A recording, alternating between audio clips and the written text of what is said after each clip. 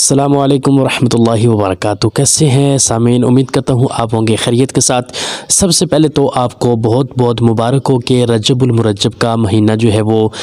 شروع ہو چکا ہے، اور یہ جو مہینہ جب آتا ہے، جب اس کے شروع کے روزوں کی فضیلت ہم سنتے ہیں تو اس سے ہمیں ایک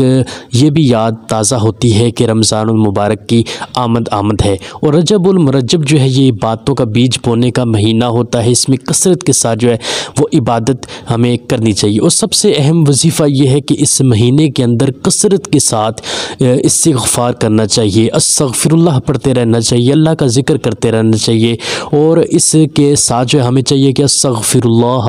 ربی من کل ذنب و اتوب الیہ، اس طرح کے اور بھی استغفار اللہ تبارک و تعالیٰ کی بارگاہ کے اندر توبہ اور استغفار ہم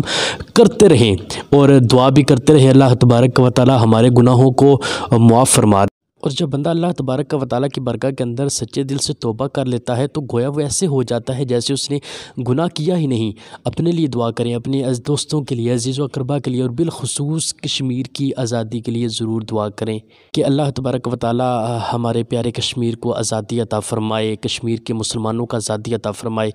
جو وہ وہاں پر شہید ہو رہے ہیں، اپنی جانوں کے نذرانے دے رہے ہیں، اللہ تبارک و تعالیٰ انہیں آزادیاں نصیب فرمائے اس ماہ مقدس کا صدقہ، اور اللہ تبارک و تعالیٰ ہمیں رمضان تک پہنچا دے۔